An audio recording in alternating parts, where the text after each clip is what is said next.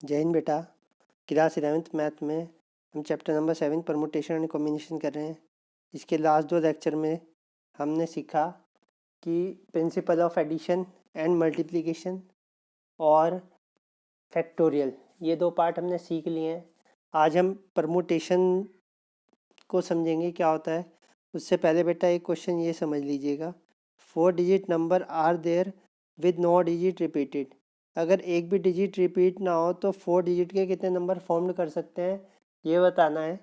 तो बेटा जब डिजिट हमें नहीं दे रखी उसने, तो हमें सारी की सारी डिजिट लेनी है।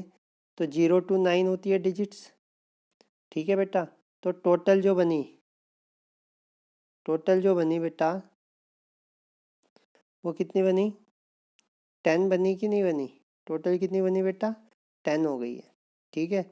कितने डिजिट का नंबर फॉर्म करना है, 4 डिजिट का करना है। बहुत ध्यान से समझिएगा, बहुत बढ़िया और इम्पोर्टेंट क्वेश्चन है ये बेटा, ठीक है कि नहीं है।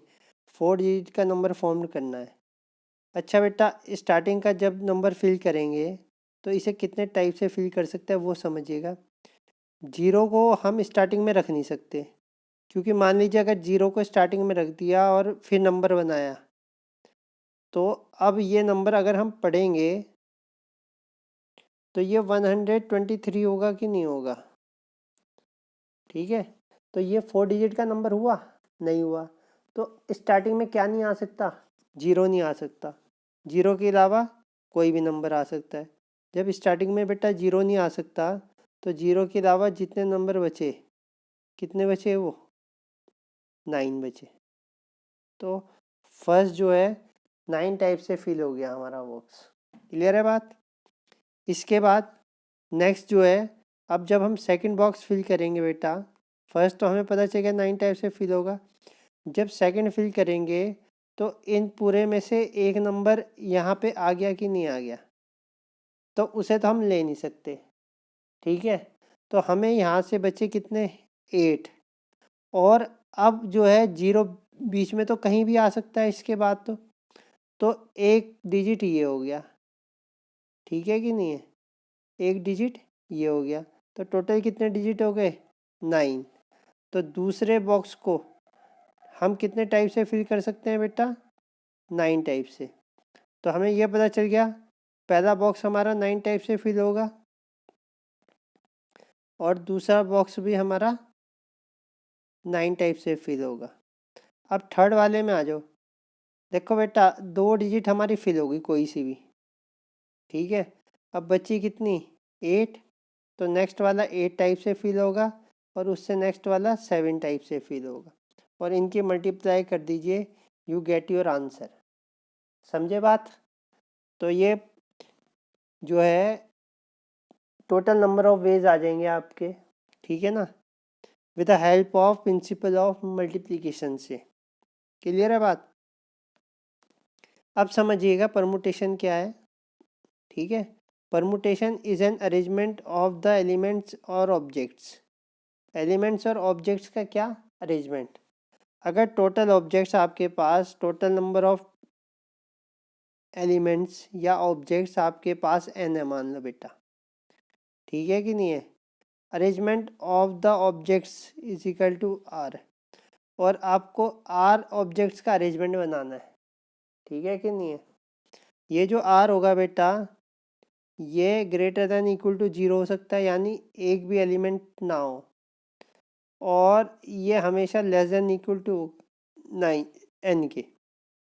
ये हमेशा लेस देन इक्वल होगा किसके, n के। ये n से बड़ा नहीं हो सकता r, और 0 से छोटा नहीं हो सकता। तो 0 और n के बीच में या उनके इक्वल ही हो सकता है, ठीक है कि नहीं है। लिखने का तरीका देखिएगा बेटा, लिखने का तरीका देखिएगा।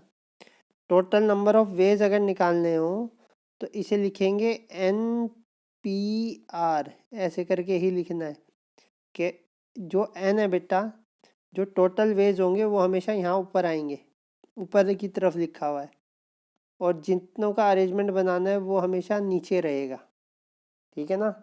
और परमुटेशन है इसलिए P आएगा, तो NPR इसका रिप्रेजेंटेशन हो गया।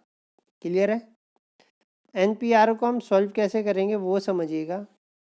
NPR के लिए एक फॉर्मूला है हमारे पास, NPR is equal two factorial n upon factorial n minus r। ये आपको बताया था फैक्टोरियल सारा कुछ। तो इस टाइप से हम NPR की वैल्यू निकाल सकते हैं, factorial n upon factorial n minus r। तो टोटल नंबर ऑफ वेज आ जाएंगे इससे। सही है बेटा, इस टाइप से। तो आप समझे होंगे कैसे करना है। इसके बाद एक क्वेश्चन देख लेते हैं इसी से। How many 3 digit numbers can be formed by using the digit 1 to 9। 1 to 9 है हमारे पास, ठीक है बेटा। Number of digits repeated, not repeated है बेटा ये, ठीक है ना। अभी बताऊंगा नॉट भी क्यों आया, नॉट रिपीटेड का क्वेश्चन है ये बेटा। टोटल जो है, टोटल डिजिट्स जो है आपके पास 9 हो गई कि नहीं हो गई, ठीक है।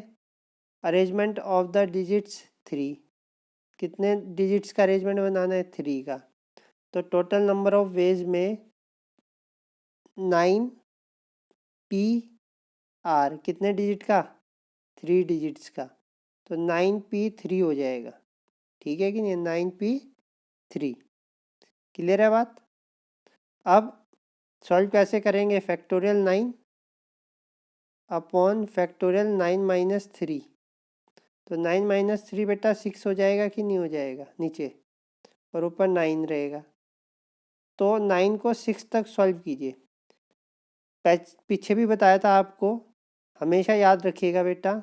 जैसे अगर 2 फैक्टोरियल है, एक न्यूमरेटर में और एक डिनोमिनेटर में, तो आप हमेशा बड़े वाले फैक्टोरियल को खोलेंगे और छोटे वाले तक खोलेंगे, ठीक है ना।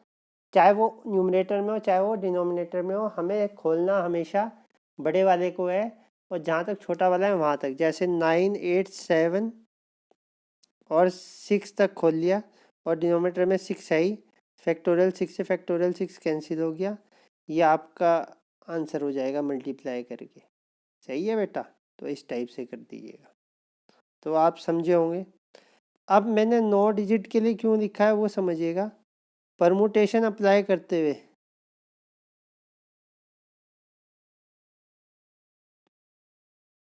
रिपीटेड डिजिट्स को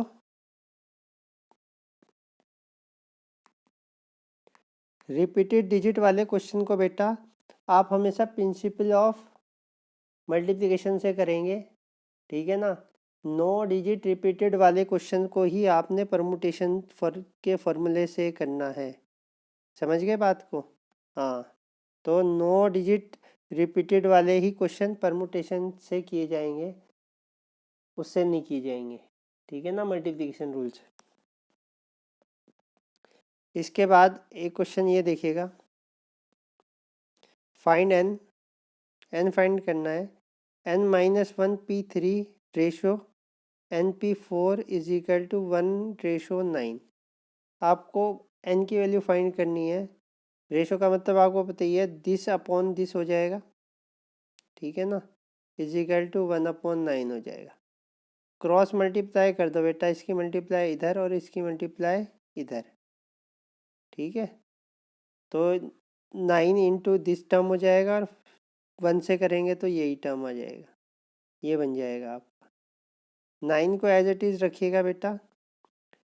ये अगर सॉल्व करेंगे फैक्टोरियल तो क्या हो जाएगा, factorial n-1 upon factorial n-1 -3, ठीक है ना।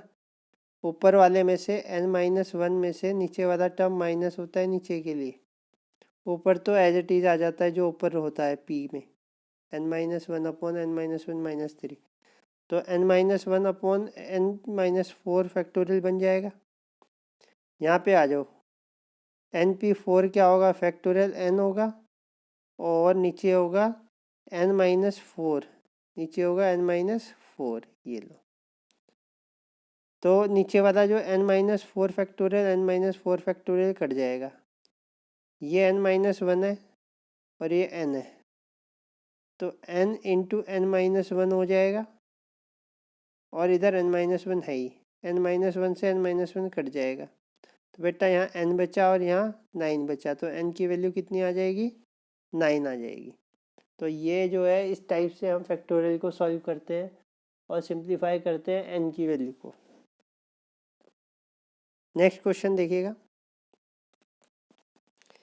5PR, 5 ऊपर ही है बेटा, 5PR इस टाइप से है, थोड़ा नीचे लिखा गया, 6PR माइनस वन, ठीक है ना। Now you have to find R, यहाँ पे क्या फाइंड करना है बेटा, R फाइंड करना है, क्लियर है।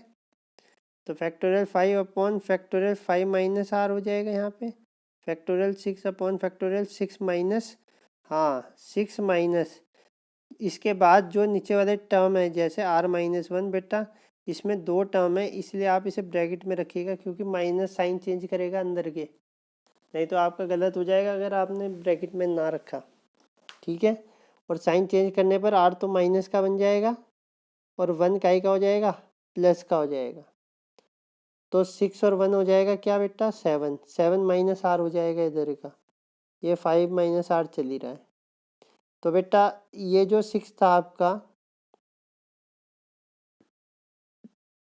ये जो फैक्टोरियल 6 है और इधर फैक्टोरियल 5 है, तो बड़ा कौन सा है, 6 वाला है, तो इसे सॉल्व कीजिएगा एक टर्म तक, तो 6 माइनस फैक्टोरियल 5 हो जाएगा, और ये 5 माइनस R है और यहाँ पे 7 माइनस R है, तो बेटा ये बड़ा है, 7 माइनस R में से 7 माइनस R को बाहर निकाल लो,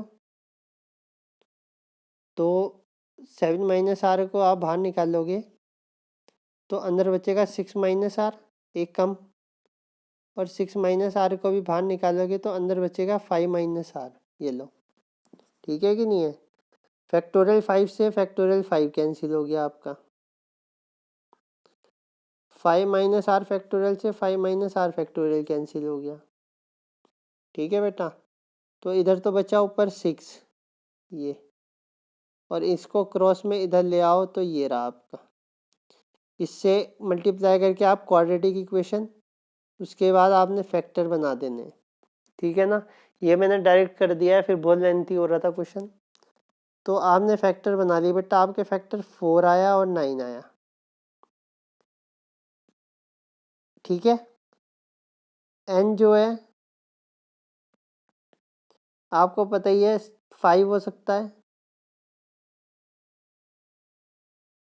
या 6 हो सकता है, ठीक है ना। n जो है कितना, 5 या 6 हो सकता है, और r जो है 5 या 6 के बीच में ही होगा, 5 या 6 के बीच में ही होगा। तो बेटा r जो है 5 और 6 से तो बड़ा हो नहीं सकता, तो ये जो 9 है ये तो नेगलेक्ट हो जाएगा आपका, ठीक है ना। तो 5 से कम वैल्यू वैल्यू कौन सी है, 4, तो 4 आपका आंसर बन जाएगा, क्लियर है बात। तो इस टाइप से आपका ये टॉपिक भी कंप्लीट होता है, ठीक है। अभी हमने परमुटेशन से क्वेश्चन करने, नंबर्स के तो आपको बता दिया मैंने क्वेश्चन करके। अब हम जो है कोई भी वर्ड होता है उसको टोटल नंबर ऑफ वेज कितने बन सकते हैं उसके अल्फ़ाबेट से या उनके लेटर से कितने वर्ड्स फॉर्म कर सकते हैं हम, वो बनाना सीखेंगे नेक्स्ट लेक्चर में। आज के लिए इतना ही, जय हिंद।